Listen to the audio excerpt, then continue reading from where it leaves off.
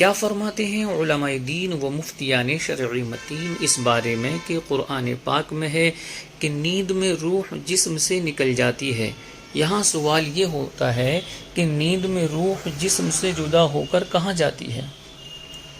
بسم اللہ الرحمن الرحیم۔ الجواب بعون الملک الوہاب، اللہم ہدایت الحق والصواب۔ اللہ تبارک و تعالی نے قرآن کریم میں مختلف مقامات پر سونے والوں کے متعلق فرمایا کہ ان کی روح قبض کر لی جاتی ہے۔ اسی وجہ سے حدیث پاک میں نیند کو موت کی طرح قرار دیا گیا ہے۔ اللہ تبارک و تعالی ارشاد فرماتا ہے، اللہ یتوفی الانفس حین موتها والتی لم تمت فی منامها فَيُمْسِكُ الَّتِي قَضَى عَلَيْهَا الْمَوْتَ وَيُرْسِلُ الْأُخْرَى إِلَىٰ أَجَلٍ مُّسَمًّى، یعنی اللہ جانوں کو ان کی موت کے وقت وفات دیتا ہے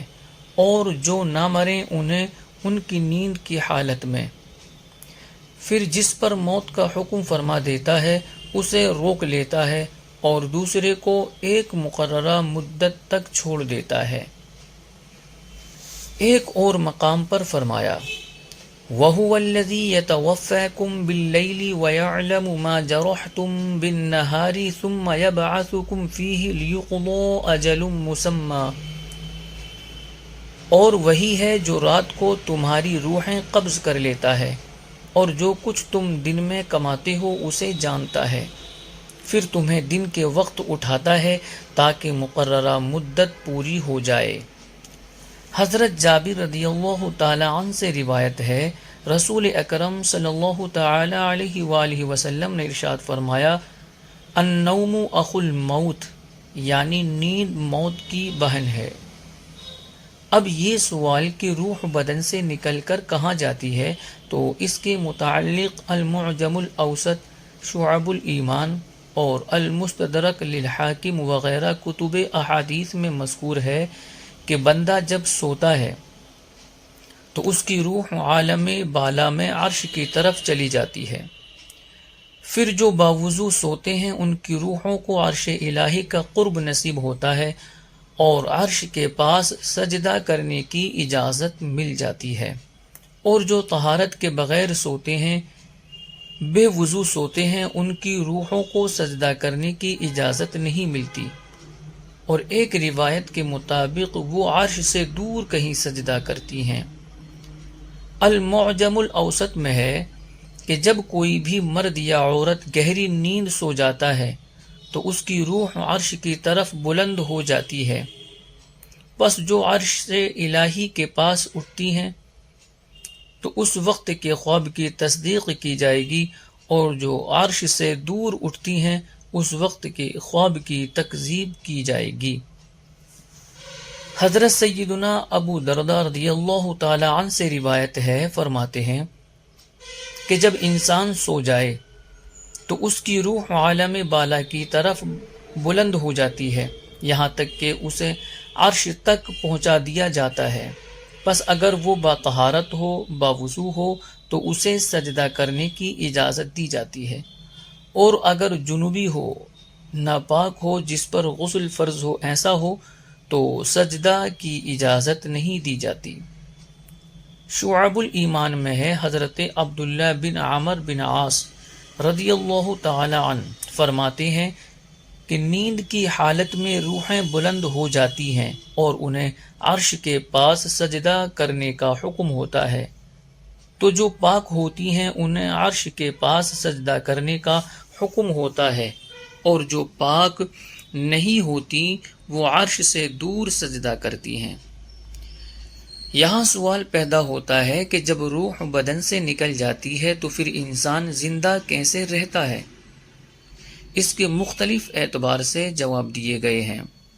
نمبر 1، انسانی بدن میں دو چیزیں ہوتی ہیں، ایک تو روح اور دوسرا نفس۔ روح وہ ہے جس کی وجہ سے سانس اور حرکت باقی رہتی ہیں، اسے نفس حیات بھی کہا جاتا ہے، اور نفس انسانی عقل اور تمیز کی بقا کا سبب ہے، اسے نفس تمیز بھی کہتے ہیں۔ تفسیر قرطبی میں ہے کہ حضرت ابن عباس رضی اللہ تعالی عنہما فرماتے ہیں ابن آدم میں نفس اور روح ہوتی ہے اور ان دونوں کے درمیان سورج کے شعاع کی مثل تعلق ہوتا ہے،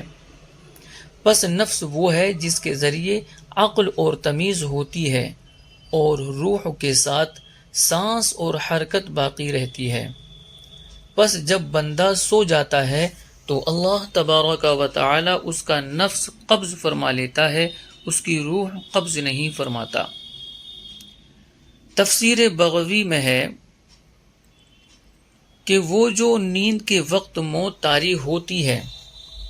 وہ ایسا نفس ہوتا ہے جس کے ذریعے عقل اور تمیز باقی رہتی ہے، اور ہر انسان کے دو نفس ہوتے ہیں، ان میں سے ایک نفس حیات ہے جو موت کے وقت جدا ہوتا ہے اور اس کے نکل جانے کے بعد سانس ختم ہو جاتی ہے، اور دوسرا نفس تمیز ہے جو نیند کے وقت جدا ہو جاتا ہے۔ نمبر 2، ایک جواب یہ ہے کہ موت کے وقت روح قبض ہونے کا مطلب اس کا تعلق بدن سے بالکلیہ ہی ختم ہو جانا ہے، اسی وجہ سے انسان نہ ظاہری تصرف کر سکتا ہے اور نہ باطنی، جبکہ سونے والے کی روح بالکلیہ قبض نہیں ہوتی بلکہ اس کے بعض حواس سلب کر لیے جاتے ہیں۔ وہ یوں کہ انسان جب سوتا ہے تو اللہ تبارک و تعالی اس کی توجہ عالم مثال کی جانب مبذول فرما دیتا ہے اور عقل اس پر غور و فکر میں مشغول ہو جاتی ہے،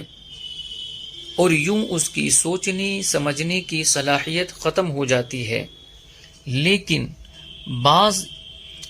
محض اس وجہ سے انسانی حس و حرکت اور سانس پر فرق نہیں پڑتا، اسی وجہ سے وہ زندہ شمار ہوتا ہے۔ تفسیر قرطبی میں ہے یعنی سونے والے کی روح قبض کیسے ہوتی ہے، اس کی تعبیر میں اختلاف ہے۔ ایک قول یہ ہے کہ سونے والوں کے جسموں میں روح باقی رکھنے کے ساتھ انہیں تصرف سے روک دیا جاتا ہے۔ اس کی مزید تفسیر مظہری میں کچھ یوں ہے کہ اللہ تعالی نے فرمایا اللہ یتوفی الانفس حین موتها والتی لم تمت فی منامها، کہ اللہ جانوں کو ان کی موت کے وقت وفات دیتا ہے اور جو نہ مرے انہیں ان کی نیند کی حالت میں۔ تو اس کے تحت ہے یعنی بدنوں سے قبض کر لی جاتی ہے، بئی طور کے بدن یعنی جسم سے اس کا تعلق بالکلیہ ختم ہو جاتا ہے، ایسی صورت میں نہ وہ ظاہری تصرف کر سکتی ہے اور نہ باطناً، اور یہ موت کے وقت اور تب ہوتا ہے جب روح کھینچ لی جاتی ہے، یا پھر ظاہری طور پر روح کی بعض صلاحیتوں کو قبض کر لیا جاتا ہے، بئی طور کے انسان کی حس و حرکت ارادیہ سلب کر لی جاتی ہے۔ اور یہ اس طرح ہوتا ہے کہ اللہ تبارک و تعالی انسان کو عالم مثال کی طرف متوجہ فرماتا ہے اور عالم شہادت سے رابطہ منقطع کر دیتا ہے تاکہ وہ آرام پا سکے، اور یہ نیند میں ہوتا ہے۔ بس یہاں وفات کا پہلا معنی حقیقی ہے اور دوسرا معنی مجازی۔ اور جو کہا گیا کہ انسان کے لیے روح اور نفس ہوتا ہے، نیند کے وقت نفس نکل جاتا ہے اور روح باقی رہتی ہے، تو یہاں نفس سے مراد وہی قوت ہے جس کے ذریعے عقل اور تمیز باقی رہتی ہے، یعنی دوران نیند وہ قوت ختم ہو جاتی ہے، جبکہ روح جو زندگی اور سانس کی بقا کا سبب ہے وہ باقی رہتی ہے۔ واللہ اعلم تبارک و تعالی ورسولہ اعلم صلی اللہ علیہ وسلم۔